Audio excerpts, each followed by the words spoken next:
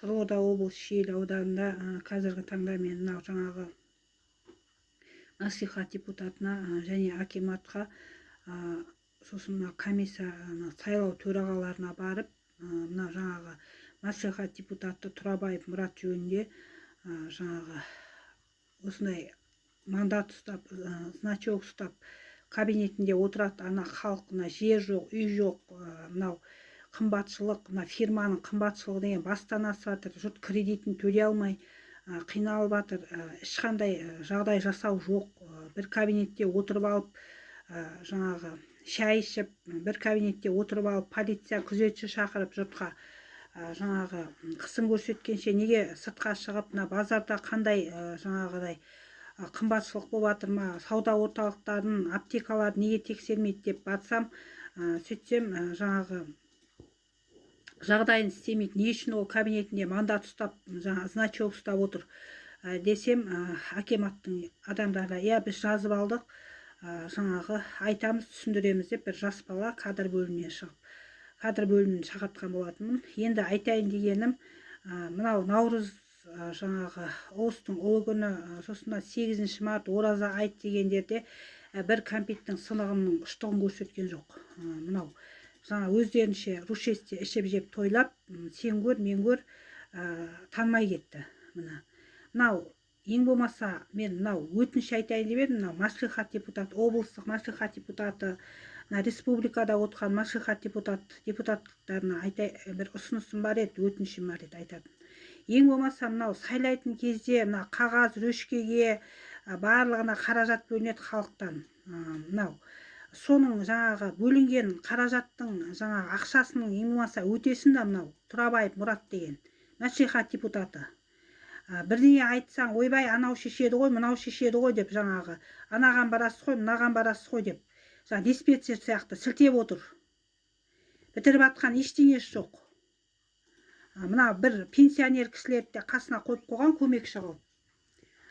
Енді айтайын дегенім, мынау Тұрабаев Мұрат жаңағы сосын жаңағы қасындағы жұмысшылары бір рет барғанда жаңағы шай ішіп, қымыз ішіп, жақсы тамақтар ішіп, біздің өмірі көрмеген шайларымызды ішіп отыр. Барған кезде гүл алып, подарка алып, біз ондайдың ұштығында көріп атқан жоқпыз.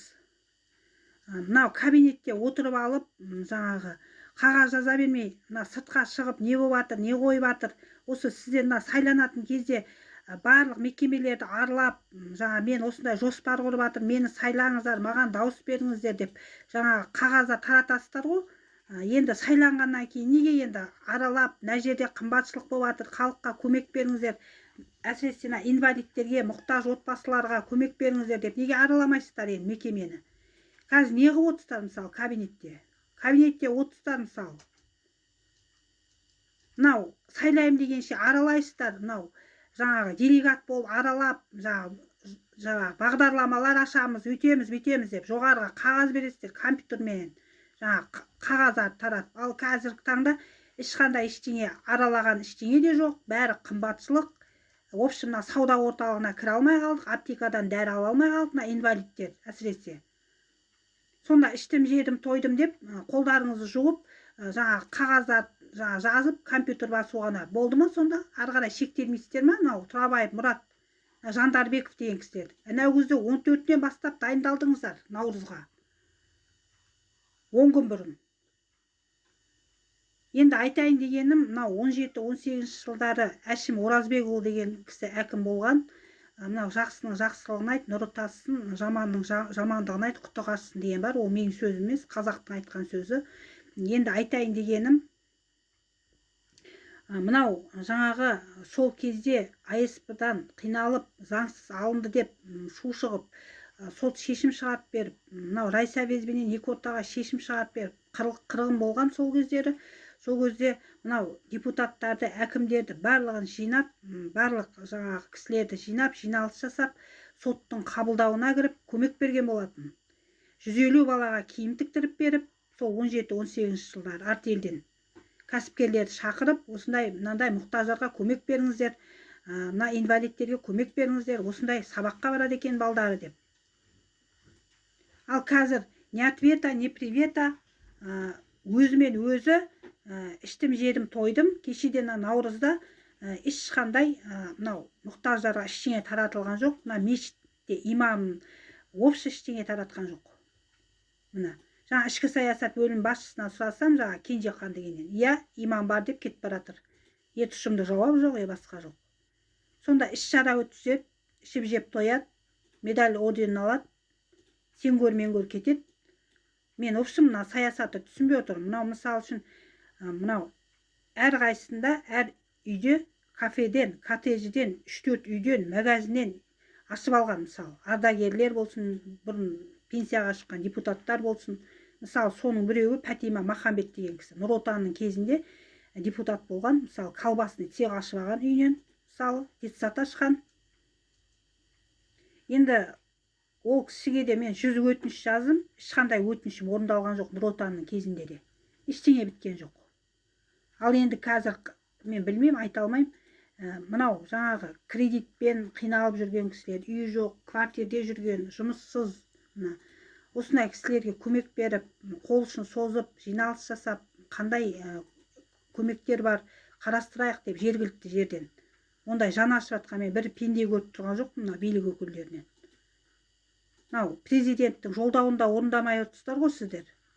1 сентябрьде шыққан 24-ші жыл, 23-ші жыл 1 сентябрьде шыққан жолдауында орындамай отырсыздар. Мына инвалидтерге көмек беріңіздер, әлеуметтік демеңіздер, рухани көмек беріңіздер деген жолдауды. Тұрабаев Мұрат. Мынау жиналыс жасап, мына әкімдерменен, жаңағы басқа да қызмет өкілдерімен, басшылармен жиналыс жасап, көмек берудің орнына жаңағы ішіп жеп алып, әрқайсыңыз мынау жаңағы Наурыз көжені бір кәмпиттің сынығын көрсетпей, инвалидтер қоғамының басшысы Асылбек Смайылов деген кісі. Сіз айтпайсыз ба, ең болмаса? Қаншама инвалидтердің спискісі қарамағыңызда тұр, мысалы. Бұл не деген сұмдық, не деген масқара, бұл үрдіске айналып отыр. Сонда біз қиналып жүреміз. Сонда сіздер бір кабинетте отырып, значок, мандат ұстап, жаңағы қағаз жазып, компьютер басып отырғандарыңызда не пайда сіздерден? Сонда бізге билік қайда қалды, халық қайда қалды, қиналған кісілер қайда қалды? Жұмыс істейсіздер ма, істеңіздер, істемейсіздер ма, босатыңыздар орындарыңыз. Мына Тұрабаев Мұратқа айтатын. Сосын мынау жаңа пенсионер кісілерді жұмысқа алу мәселесі. Мынау жап-жас болып, мысалы, біз жұмыс істей алмай жүрміз. Пенсияға шықса да қанағат жоқ. Немересін бағып үйінде отырмай ма пенсионерлер? Бар мекемеге барсаң пенсионерлер, бір мекемеге кірсең пенсионер, екінші мекемеге кірсең пенсионер. Жастарға орын беріп, жастарға көмек беру деген жоқ па сонда сіздерде? Адамгершілік, иман деген. Осы мәселені мен жоғарыда отқан облыстық мәслихат депутатының назарына, сосын жаңағы ел президентінің назарына, сосын мынау жаңағы прокуратураның назарына да ұсынамын. Мынау бөлініп жатқан қаржылар, мұқтаждарға бөлініп жатқан мынау қаржылай қаражаттар қайда кетіп жатқан белгісіз. Бір кәмпиттің ұштығының жаңағы сынығында көрсетіп отқан жоқ. Біз білмейміз, кәсіпкер берген жоқ деп райсовет аузын көк шөппен сүртеді де отырады. Енді айтайын дегенім, осы мәселеге комиссия құрып тексеру сұраймын прокуратура тарапынан. Өтініш айтам. Бұл енді не деген сұмдық, не деген масқара бұл? Іштім, жедім, тойдым, ешкім танымай. Ең болмаса фирмалардың бағаларын түсіруге болады ғой. Продукты де қымбат, дәрі де қымбат. Осы мәселені қолға алып, заң аясында тексеріп комиссия құруды сұраймын. Мәслихатқа, Аманат партиясына, акиматқа.